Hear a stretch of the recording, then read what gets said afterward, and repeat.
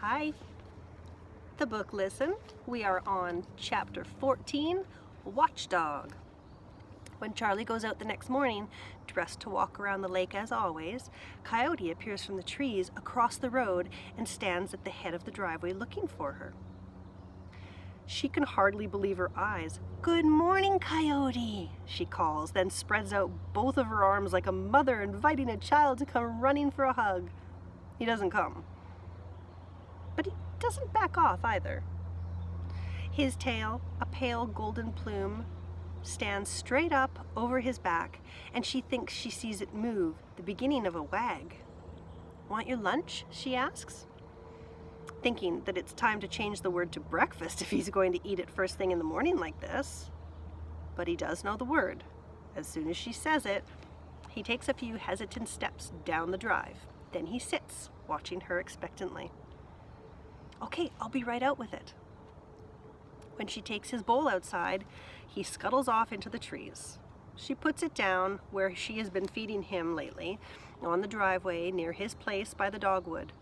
Then she goes to sit on the retaining wall. "Come and get it," she calls. He emerges from the woods onto the road. His tail is down now, and his ears back, his shoulders hunched forward. He is a wild thing again. "What's the matter?" Charlie asks. "You took liver from my hand last night." At the word liver, his ears twitch, but he doesn't relax. He's been eating with her, sitting and watching for days. What's the problem? And then she knows.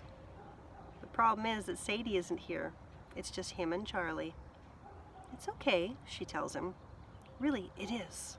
You took liver from my hand yesterday, remember? Sadie wasn't with you then." But that was yesterday. There was a night to get through since then. Wherever he was, like all his other nights, he was alone. Alone meant having to be on guard, watch out, survive, eat, even while he slept. Besides, sleeping can wipe out memory so that you have to start all over again in the morning. Charlie knows how it is to wake up in your old self and all over again have to get used to what has changed in your life. "Okay, guy," she says. She goes back into the house. Almost the instant the door slides shut, Coyote comes down the drive and eats. He still leans forward and snatches no more than a bite or two between glances over his shoulder. Sorry, people riding their bikes. But he eats, and when he's finished, he flops down in his place under the dogwood. Later, when Charlie is reading on the terrace, a fishing boat comes by, its electric trolling motor making a barely perceptible hum. Coyote goes down to the bushes at the edge of the lake and barks at it. "That's some new watchdog you've got there," Mr. Sutcliffe shouts over the barking. Coyote barks until the boat has gone on down the lake and even the ripples have faded. Then he comes back to lie down under the camellia. "Hi." "Ooh, where are you?" "This is April." "April, meow meow." "Hi, baby." "Yes, you're a good girl." All right.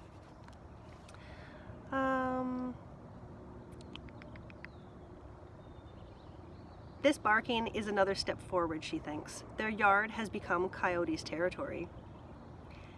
That day, a new pattern begins.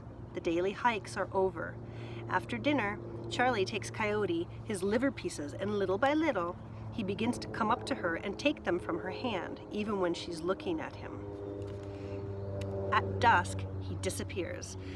But when she goes outside in the morning, he is there, lying up by the road or sitting at the end of the driveway waiting for her. If her father leaves before Charlie goes out, he never sees the dog, but Charlie is sure Coyote isn't going back around the lake anymore. He has found a place in the woods across the road to spend the night. Sadie comes over later, sometimes swimming, sometimes on the road. Charlie always has a book with her, but she doesn't get much reading done. After a while, she figures out what the dogs are telling each other with their ears and with their tails and the expressions on their faces. If she kept a notebook like Jane Goodall did with the chimpanzees, she thinks, it would have more interesting information about dogs than the training books do. The only change in the new pattern happens on the 4th of July. Fireworks aren't legal in North Carolina, but they are in South Carolina, and Eagle Lake is only a few miles from the South Carolina border. So there are plenty of firecrackers and bottle rockets around the lake on the 4th. The minute the firecrackers start going off in the early afternoon, Coyote disappears. Charlie and her father and Sarita have been invited to the Sutcliffs for a picnic supper, along with most of the rest of the people from the north side of the lake. Coyote hasn't shown up again when it's time for them to leave, so he doesn't get his evening liver. She leaves a few pieces on the retaining wall. When they get home after the picnic, there's no sign of Coyote. The liver is still on the wall. Deep booms fill the night from the official fireworks in downtown Charlotte, North Carolina. Charlie worries all night about where Coyote is and whether he'll come back. She's heard of dogs so frightened by fireworks that they run off and get lost and are never seen again. But when she goes out the next morning, the liver is gone and he is there, lying out by the road. Just taking care of myself, he seems to say. You can't be too careful. And that is the end of chapter 14.